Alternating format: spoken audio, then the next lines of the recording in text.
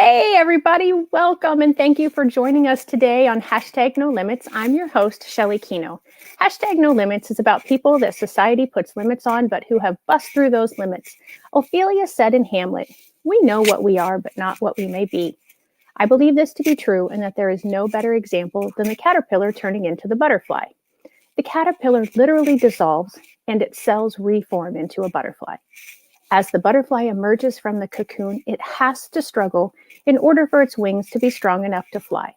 Obviously, this is no easy process, but neither is breaking through limits that society has set upon a person. But just like the caterpillar, when we believe in ourselves, we can accomplish more than others might think. If we have a support system around us to encourage us and facilitate our growth, even better.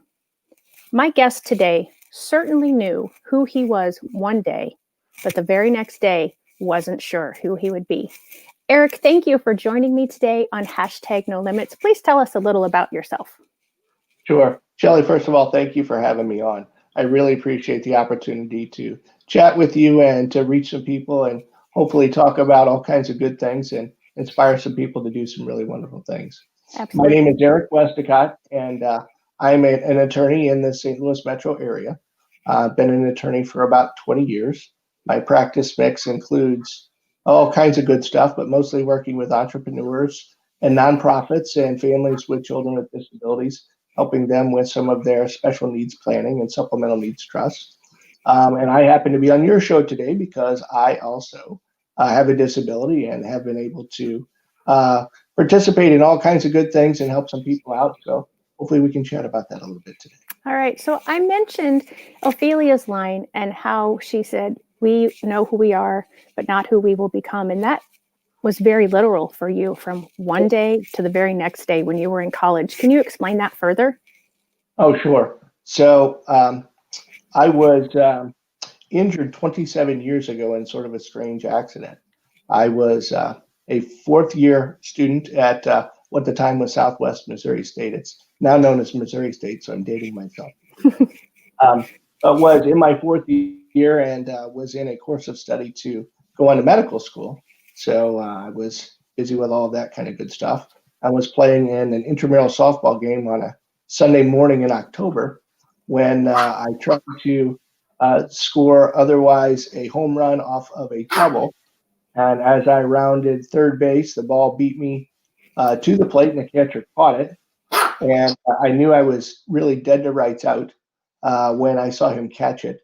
And I thought to myself, in just that split second, you've got two choices here. Either A, you can just give yourself up because you're going to be out, or B, you can clean this clock. And then in the next just microsecond, I thought to myself, no, you can't clean his clock. He's a good friend of yours. If you do that, you're going to cause all kinds of havoc and mess. And then I thought, but that's not you to give up either. You're a competitor.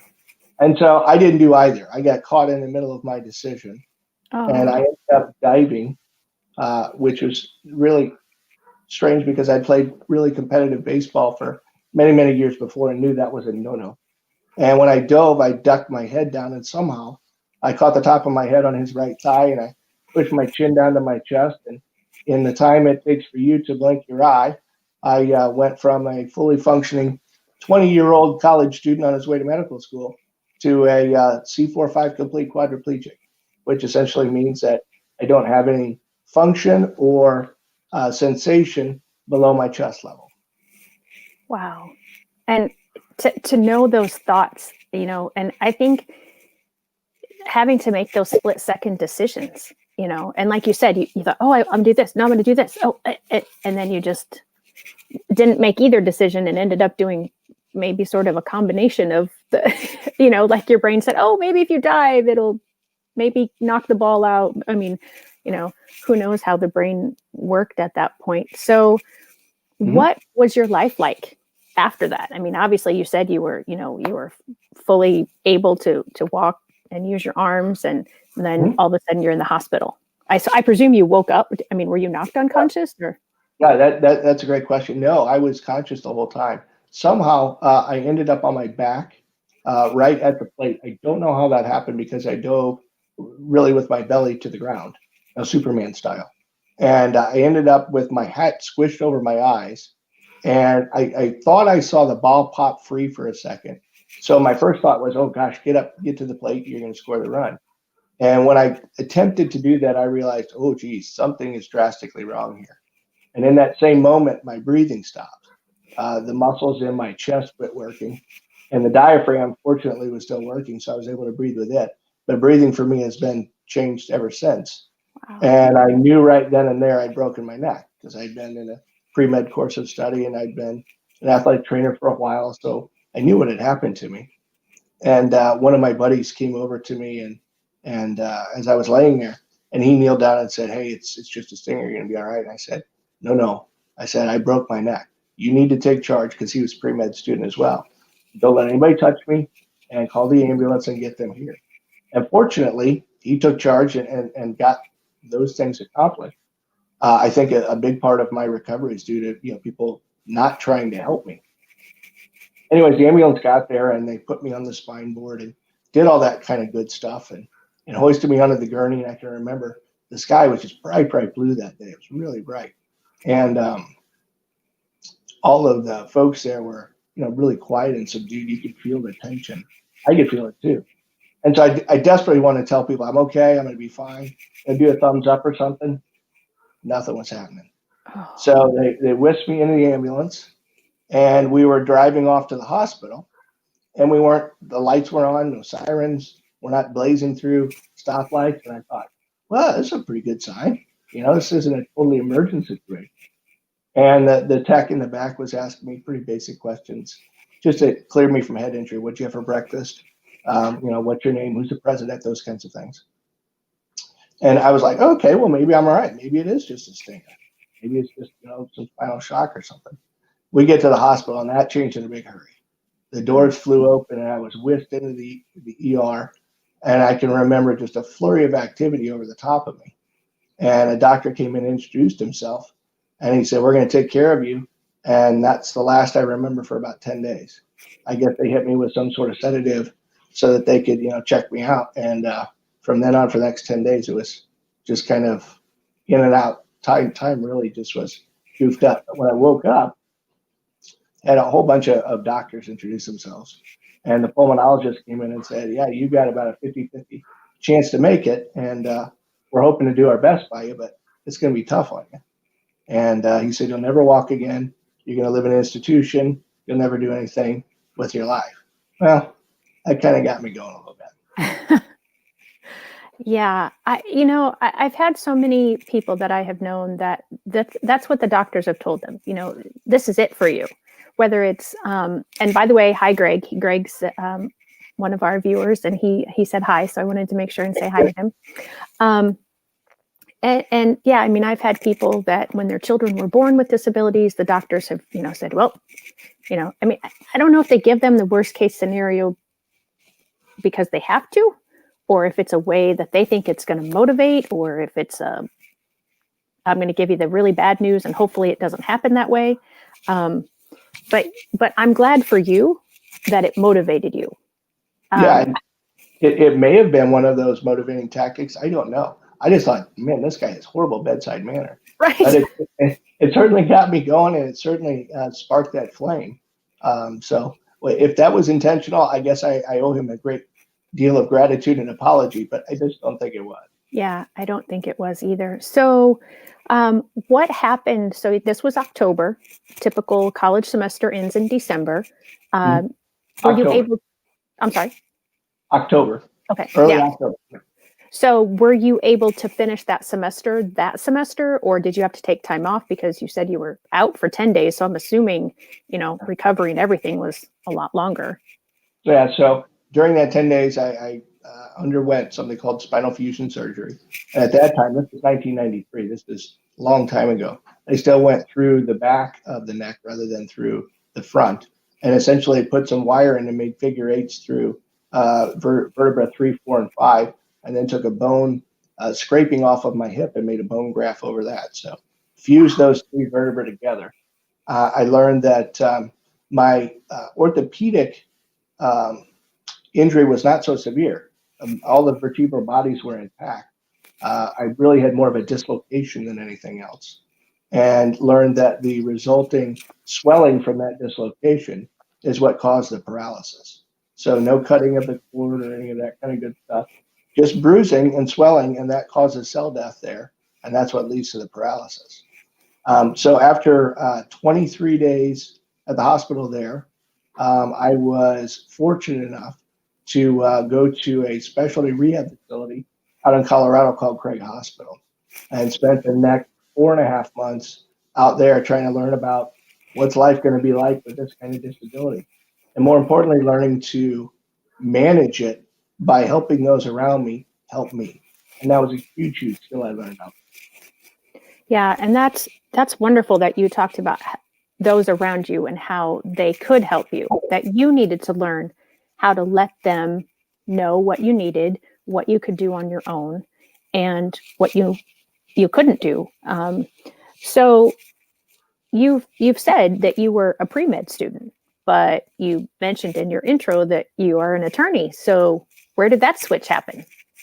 It's funny when you go to law school, you meet so many people who say organic chemistry got you too, and so, kind of a running joke. So I was fortunate enough to complete my rehab out at Craig, and then come back to the St. Louis area, and just kind of learn to live life for a little bit. But I was very fortunate to get back to Southwest Missouri State the following August. So I got hurt in October, and 10 months later, I was back at the university, and was lucky in that there was a brand new residence hall that was built with the new ADA specs and all of those kinds of good things. So I was able to really participate again in university life. I've been very active in all kinds of phases of social and leadership roles on campus, and was able to go back and do that, and finish my degree. I had, I think, 15 to 18 hours left at that time. And so I finished my degree. So I have a degree in biology with a minor in chemistry and a minor in marketing. And I graduated in December of 95, and thought to myself, what am I going to do now? There's not a whole lot of career path for someone who doesn't drive, who can't even feed himself, can't get in and out of bed. What am I going to do? So I came back to St. Louis to kind of regroup, and moved back in with my parents, and had a real neat opportunity to meet a person who became a real mentor for me at Washington University School of Occupational Therapy. Gentleman, his name was Dr. David Gray.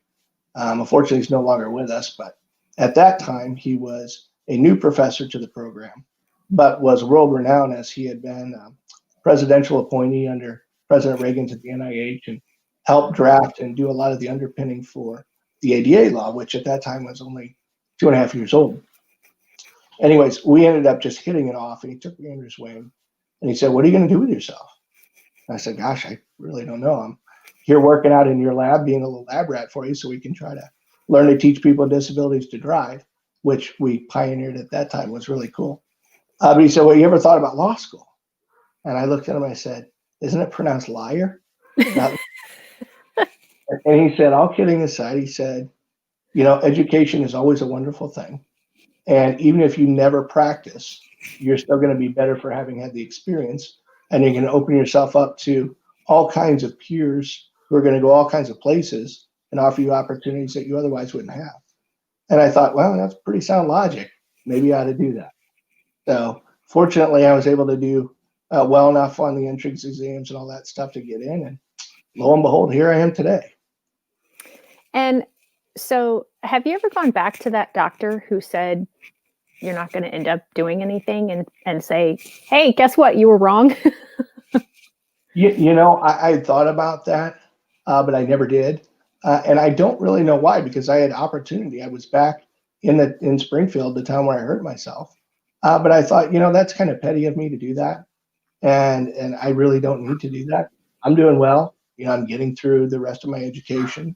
I'm learning about all kinds of ways to, see if I can participate in society and even add to it. So I was doing well, and I thought, I don't want to lower myself to that level. I'm just going to go out and make something of myself. Yeah, good for you. So besides the fact that you have become a lawyer, what other kind of limits that have been placed before you. Thankfully, you talked about the fact that the ADA came into play shortly after your accident. Right before. Right before. Sorry. And so what kinds of things, like societal things, like, and what have been your best reactions to who you are today, and what have been your worst reactions to who you are today? Sure. So, one of the most, I think, important lessons I learned when I was out in Colorado at Craig and then subsequently back at college is, you know, your limits are really what you put on yourself. There are always ways to circumvent. And so I had this thought that instead of looking for barriers, I would look for opportunities to not have barriers. Mm-hmm. So if there was something I wanted to do and there wasn't an inherent way to do that, whether it be a ramp or a curb cut or a wide hallway or whatever, just get creative and problem solve and figure it out.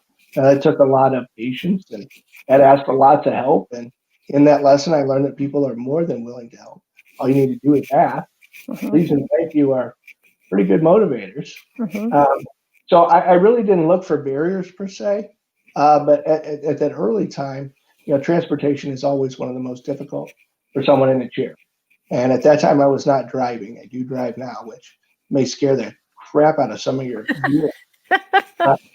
So I do drive, but at that time I didn't. So that's the biggest barrier. You have this new perspective on society and you realize how mobile we are as people. We don't really walk a lot of places unless we're in a really densely populated urban environment. And, being able to get around is quite difficult. So that was the first real kind of hurdle I had to get over and was fortunate to do that. And then after that, it's really just physical stuff. I haven't found, and I've been fortunate, I haven't found a whole lot of either bigotry or any kind of persecution or anybody saying, oh my gosh, there was one time I remember being in my summer semester after I'd hurt myself and I was in the business school going up in an elevator. And for some reason, there was a young mom on there on the elevator with two probably toddler type age children. And they were already on the elevator prior to my getting on. And so I jumped on the elevator and I turned around and was facing the doors, and as was she. And I could hear her whisper to her kids, don't touch him, you might be able to get it. And I was so floored that I couldn't even respond. And she got off at one of the next floors. And I was just kind of stunned. And I thought to myself, that's awful. But the worst part about that is she's teaching those kids that, people in chairs have diseases and are dirty and can't do that. And that's what made me most, I think, upset is for those kids. But that's happened only that one time. Very, very rarely. Very rarely. I find that smiles go a long way, and hellos and simple kind of common courtesies go a long way. And I try to just live my life as if I'm me. And I think I've heard this from some of my dear friends and some family members. They say they don't even see the chair. And how does that make you feel? That's what I'm going for. Okay. I want them to see me. Yeah, the chair is how I get around, and certainly it's part of my life I have to have. But it's not me. Right. It doesn't define me any further than it allows me to get from here to there. Right. Absolutely. So I want to share with you, Greg shared a comment, and he says, you're blessed to have found such a good mentor. It's life-changing. Absolutely. Yeah. And it was really neat. I was able to enjoy a wonderful relationship with him professionally for a long time. But as we age and do all those kinds of good things, we became really close friends as well. So I would pop by and see him and distract him from his research all the time. Really became good friends. And you're right, it's life-changing. So there's a couple of things that you talked about. So you said you drive now. So, I mean, and that's another limit that doctor early on had said, you're never going to drive again. And you are paralyzed from the neck down or the chest down. So how do you drive? Can you explain it to us? Yeah, it's really super, super cool. I utilize really high-tech gadgetry that was developed out of the aeronautical world. There's a company out there that makes hand controls, which are digital in nature, and interact with the vehicle through quote unquote fly-by-wire technology. And so on my left hand, I have a device that looks kind of like a throttle on a boat, if folks are familiar with that, except instead of having reverse backwards, it's braking. So I push it forward to accelerate, I pull back to brake. Now my right hand, I've got a little tiny steering wheel that I turn that interacts with the main steering wheel. And that's how I turn it. And of course the floor is lowered and I have a ramp system to get in, and I've got a mechanical locking system that locks me in the chair into the vehicle, and everything else is push button. This is the fourth vehicle I've had like that. So I've been very fortunate. And the real barrier to driving is cost. And that's the second real barrier that folks with this kind of any kind of disability have, is it's just crazy expensive. Right. It's like taking out a mortgage every 10 years to buy one of these new vehicles. So, but I've been fortunate, been very fortunate. I've had a lot of help with a lot of people, and a lot of wonderful fundraisers and good folks help me on those ends. That is fantastic. And that is one of the reasons that I feel like we should not place limits, because we don't know what advances technology, medicine, science, or just suddenly, for whatever reason, things will not necessarily physically, but mentally, maybe all of a sudden things start clicking and firing for some of our students that have specific learning disabilities, and so, not having any kind of limit really, I think is so important, because we can't tell the future. Most of the time I'll be honest, when I have spoken about Ophelia and her phrase, I've so often been thinking of someone with a disability and not placing a limit on that person. And I mean, I'm sorry, not placing it, but not knowing what that person's going to do because of all those technology and medical advances we just mentioned. But your situation, it's the same, but it's opposite. I mean, you were a perfectly healthy individual, and then this happened. And so then you had to learn a different style of life after that. Mhm. One of the things that you said earlier, and I think we had talked about when we discussed today's conversation prior, is that when you go someplace and you have someone with you, oftentimes whoever you're with will be the one that, like, if you're at a doctor or whatever, that they'll try to talk to the other person first instead of talking to you. But that you've also found that how you dress, because you are an attorney and you tend to dress more business-like more often, that how people speak to you changes too, because you've had a couple times, I think, where you said you weren't dressed as nice. And so can you talk a little, I've kind of almost explained the whole thing, but. That's great. No, it really is interesting, and something that I've only really more recently have come to really understand, or I guess more importantly, to observe, because I spent so much time early on by myself. In my early practice, I was a litigator, so I was in and out of courts and in and out of municipalities and localities all the time. I was almost always by myself. But as I move forward in my practice, I cut that out and I do other things now. So I'm constantly in social type settings, meeting people and doing those kinds of things. And so if a waiter or a server will come over, oftentimes they'll look at my colleague rather than me, unless I'm wearing a suit and tie, and then it's different. And I never really recognized that before. But I really try to, when I am out and doing things like that, I try to initiate and let people know, I'm okay to talk to. It's not my brain turd, it's my neck. So that's conscious in my mind. But I do find it interesting, especially in medical facilities, where if my girlfriend goes with me or something, they'll ask her about me, and she'll just look at him and go, "No, you need to talk to him." So it's also situation dependent. Yeah.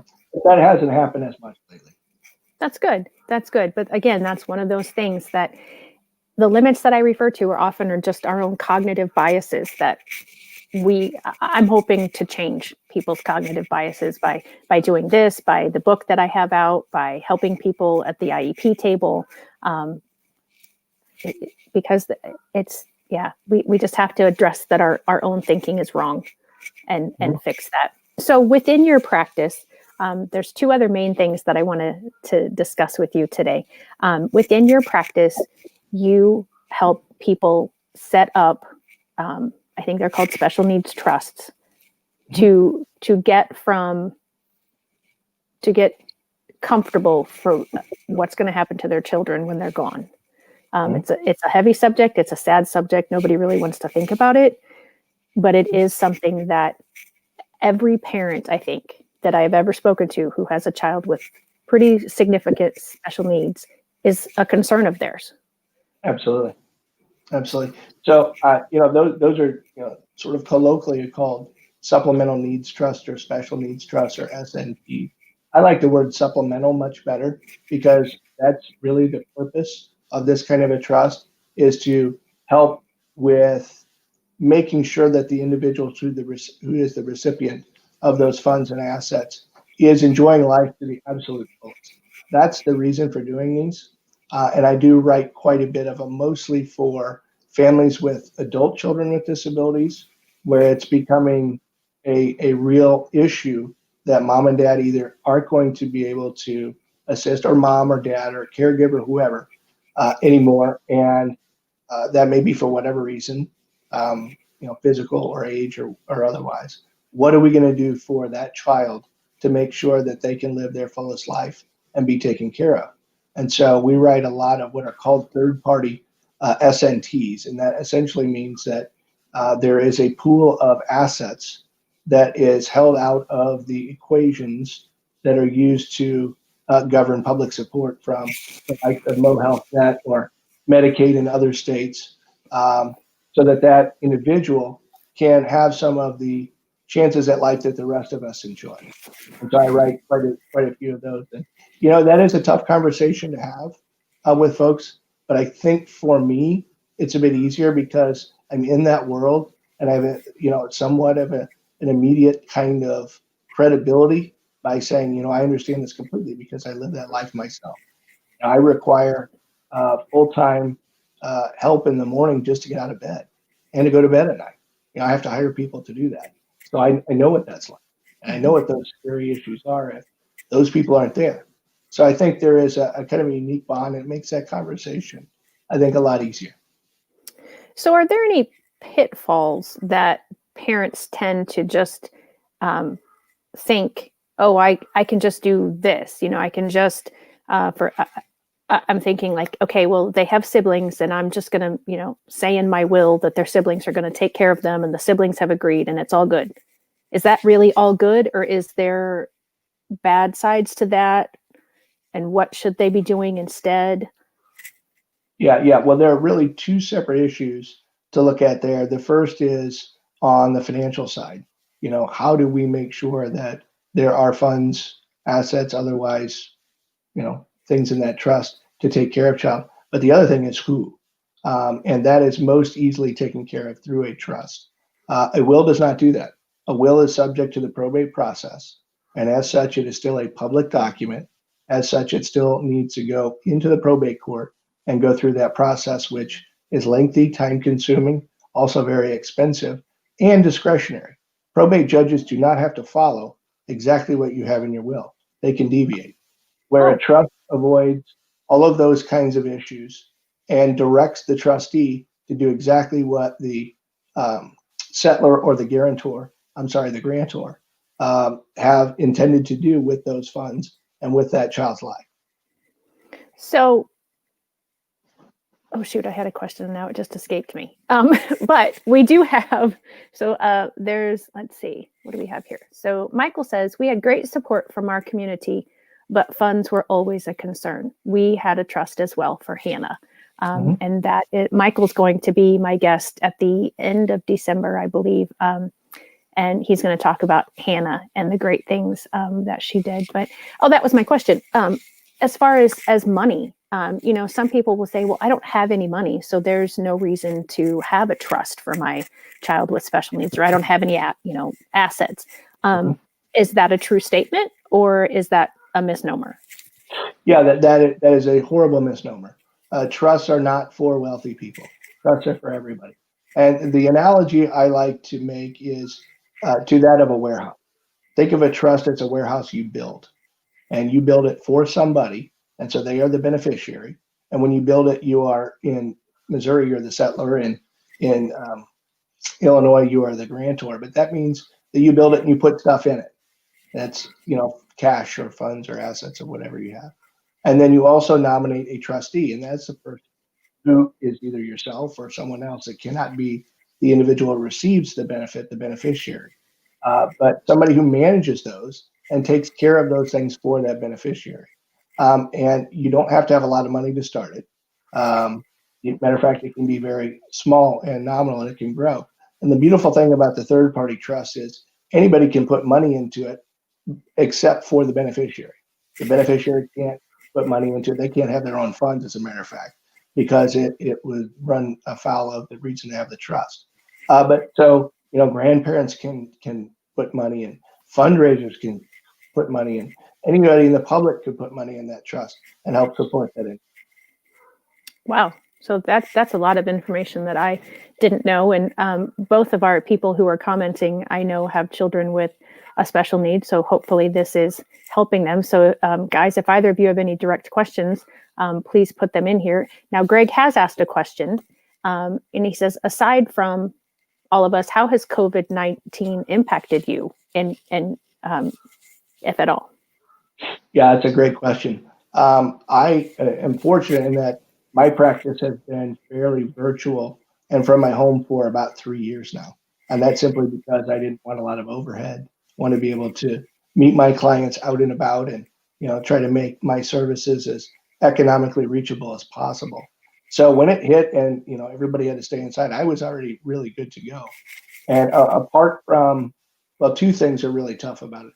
The first is I really enjoy sitting down with people, shaking their hand, looking them in the eye and talking to them about how I might be able to help them. I miss that a lot. I miss that human contact element. But the second thing is when we sit down and actually execute documents, that's been a little clunky. And I know there's an electronic application that allows you to circumvent that. But again, I don't like that. I'd rather meet with my clients and shake their hand and thank them for the ability to help them when we finish our work. And that's typically it. But other than that, it really hasn't impacted me. As a matter of fact, it's been quite the opposite. I've seen about a threefold increase in my business since then, which is weird because I'm not doing any marketing. I'm not going out to see people. I'm not doing the speaking that I'd been doing before. So I don't know why, but I just go with it. So I'm very fortunate. Very fortunate. Well, that's good. And Greg asked me to put him in touch with you. So I'm going to share my screen and share your website right now so that we can get a little bit of more information about you and how to get in touch with you. So it is westacottlawfirm.com. And is there anything specific in this website that you think I should direct them? Well, I guess like estate planning is kind of, that's what we were just talking about. Is that where they would find a little bit of information about the trusts? Absolutely. And feel free to reach out via email or call. I'm happy to answer questions. I tell my prospective clients, I don't ever start the clock until A, number one, I understand what you need, and B, I know I can help you. So I'm always willing to sit down with folks, no matter how long it takes, and figure out what we need to do. That's wonderful. So yeah, here's all your services. And then I'm guessing this is going to, well, maybe, oh, there we go. There you are. And that's the picture that I used to promote today, was this picture right here from your website. So yeah, that was before I was 45 and needed glasses. So maybe well, yeah. So Greg, here's the contact button for you to be able to reach out to him. So it's westacottlawfirm.com. So you want to go check that out. So before I move on to our third and final topic, and Michael, I hope you are able to stay for this last part, because this is going to be so very close to your heart, this last thing that we're going to talk about. But before we go on there, is there anything else as far as what you do for parents with children with disabilities, as far as planning for their future, any other pitfalls that you want to bring out, or anything that you feel is important that you haven't already covered? Yeah, I think that's a great question. And as you well know, in working with people with disabilities every day, there is such a variability and myriad of kind, type, breadth of disability that's hard to really answer. So I think I'm going to give the typical lawyer response and say, it depends. But what I would encourage folks to do is just reach out. I am more than willing just to act as a resource or a connector for those kinds of things that maybe I don't have in my purview that other people do. So I think that the caveat is just don't feel like there are no answers. Reach out, ask for help. We'll figure it out. And you are only eligible to help people in Illinois and Missouri, or can you help across the country? It depends. I am licensed. That's that lawyer answer. But if it's a question of some federal stuff, whether it might be Social Security or Medicaid or Medicare, I always do that. I've been doing this for 20 years and I always do that. Then I can advise or help with some of that good stuff too. So it's not just isolated to these two. Okay. Yeah. Because some of my viewers are from all over the country, and some I've actually been blessed to have joined me from different parts of the world. So if you're in Illinois or Missouri, definitely he can advise on a lot more things. But if it's a federal situation, like you said, you can go to westacottlawfirm.com, or you can reach out to me and I can put you in contact with him. So now this is something we're going to end on an exciting note, because that was a very serious topic. And so I am so excited for the program that you are on the board of directors for. Tell us, Michael, I hope you're with me, and buddy, you are going to love this. So go ahead, Eric. Yeah. So I have the great pleasure of being able to give back quite a bit. And I've been very fortunate to sit on a number of philanthropic boards and do some amazing things. But my current passion and the project that I'm really putting a lot of time and effort into is something called Spirit of Discovery Park. And it is just a mind-blowing kind of concept. Those of us who are on the board and who are on the advisory board and who are working toward this have the audacious idea that we are going to build the world's second fully inclusive amusement park right here in our metro area. And so when I'm talking about amusement park, I'm not talking about something on the corner where you may have a slide or a swing that's accessible or a braille panel here or there.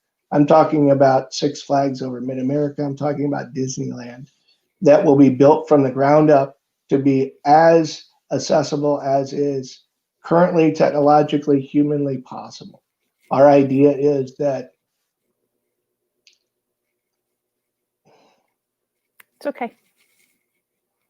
I'm I'm not as involved as you are, and I'm so excited.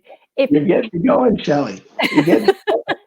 If you want, I do have the website pulled up. I can play the little video if you need a second to. Give me just a second, then we'll do that because I think that's important. Okay. But our idea is to get rid of barriers. And I think that is what we share in common here is we don't want there to be any impediment to any family, regardless of whatever may be in the way, to come and participate at our park. And so that means abilities, not disabilities. And so our tagline is the park built for everybody. And we stand by that. And we will work as we go forward to continue to improve that as technology, as society, as medicine provides ways for us to do that. We will do that. But go ahead if you would, Shelley. That'd be great. Yep. Oh, I forgot I have to share my screen before I try to click over to the website because you can't see anything. I'll just be looking at me. So, all right, here we go. Okay, so here it is, Spirit of Discovery Park. And I'm going to play this video and then I'll come back up. So here is the video that I was talking about.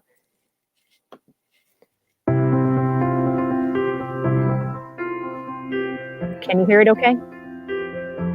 Certainly on my end, yes.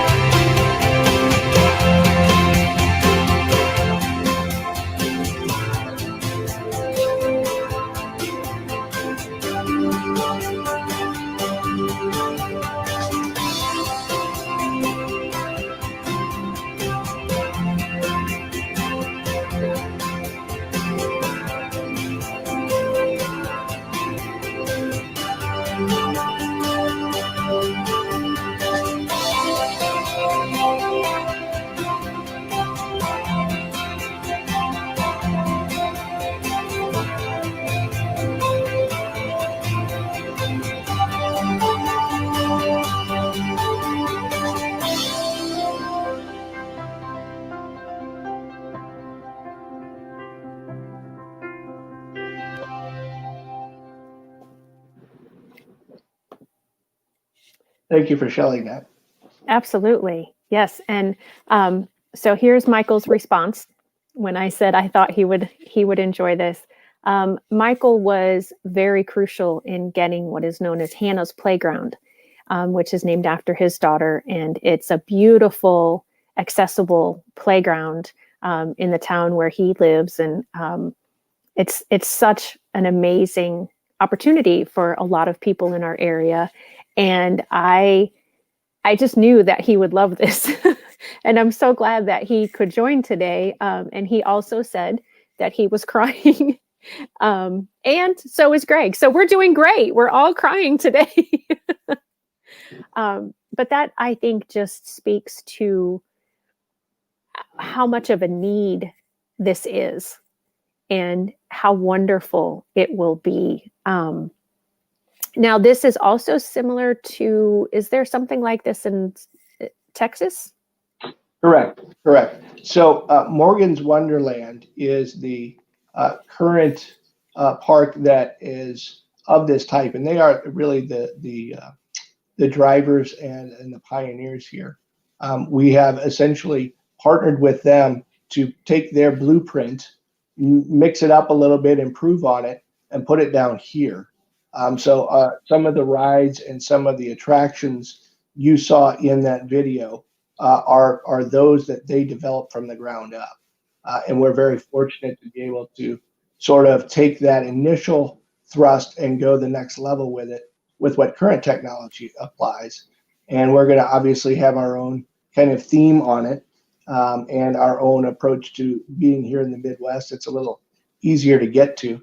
But we do plan on our park being a worldwide hub, not just a hub for those of us in the metro area, but for the world, because we have wonderful infrastructure here. Believe it or not, we have wonderful accessibility here for those of us with mobility impairments. And there are wonderful hospitals and medical institutions locally here too. So it just makes so much sense for us to take this next step and take the lead and do this.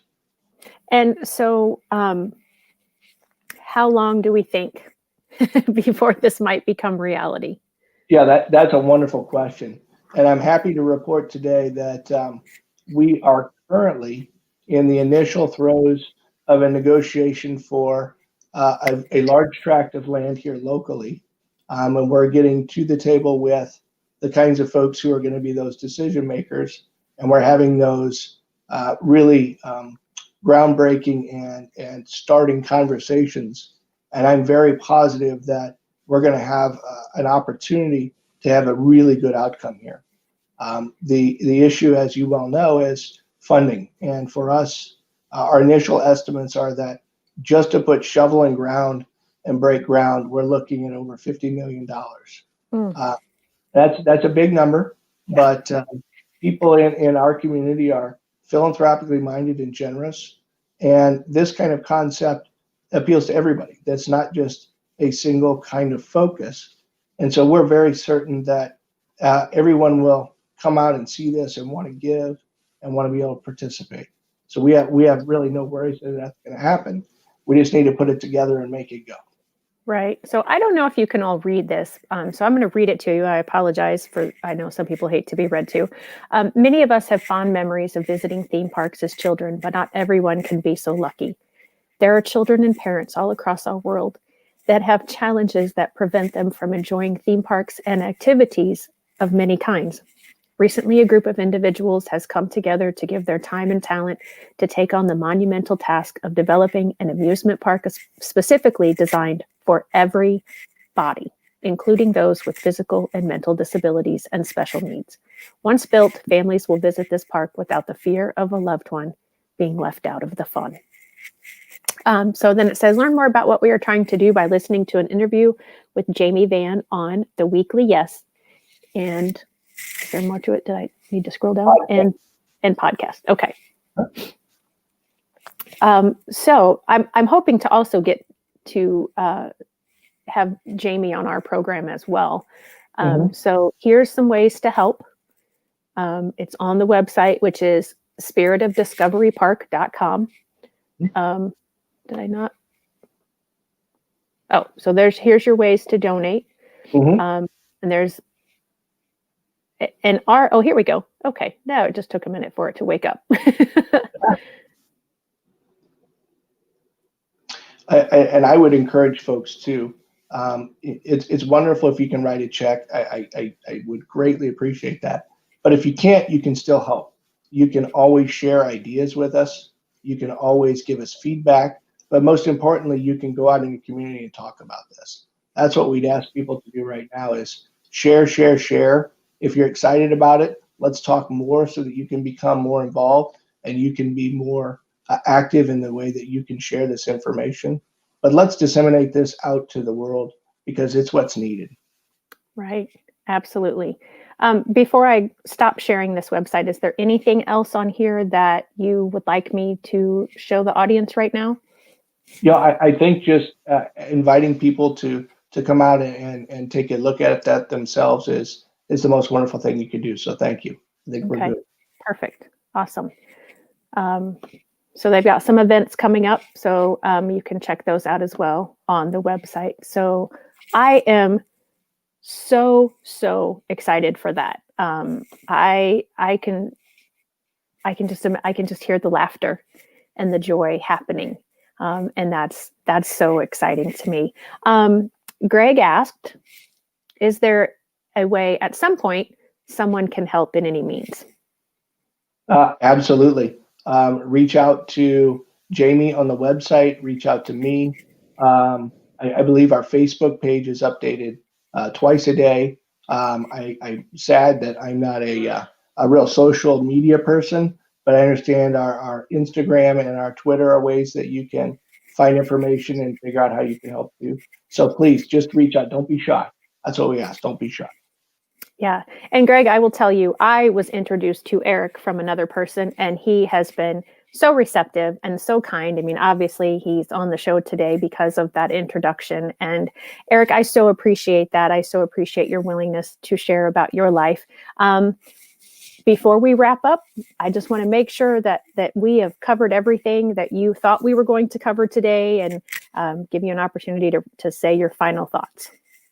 Well, first of all, thank you again. It's been a pleasure.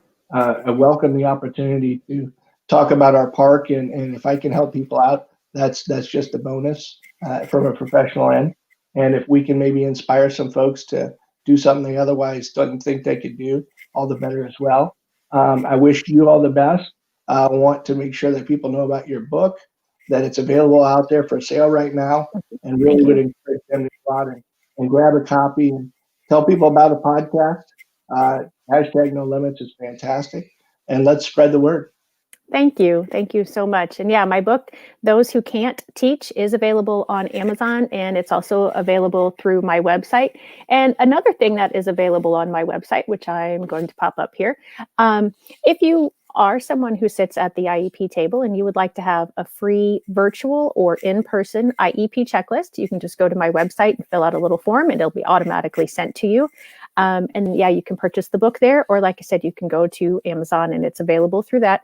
Any day now, it should be available in ebook form. It's available. It's just got to get in their rotation of putting it out there for sale. So I thank you for that, Eric, for that shout out. And yeah, if there's anything anybody needs from myself or Eric, just reach out to us, and we will both be glad to help you. Michael says, I'm very excited to hear about this as well. And thank you for your time and efforts to make this possible. And I absolutely concur with that. I'm so excited to hear about it and to know that there are some great people like yourself involved in it and getting it on the ground and ready to open. So again, thank you, Eric, for joining me today. And thank you, Greg and Michael, for joining me. And anyone else who was tuned in that didn't comment, I so appreciate you. Please share this video. If you like it, give it a thumbs up. If you're subscribed, if you're watching on YouTube, subscribe there for us so that we know, and follow Eric on, or I guess not follow you. I guess it's following Spirit of Discovery Park on Twitter and Instagram and Facebook. And yeah. So, all right. Well, guys, and it's been all guys in the comments today. But ladies and gentlemen, thank you all so much. I wish you all a very Merry Christmas. Eric, again, I can't thank you enough for being here and for all that you're doing. And thank you for being a part of the #NoLimits group. Have a great day. My pleasure.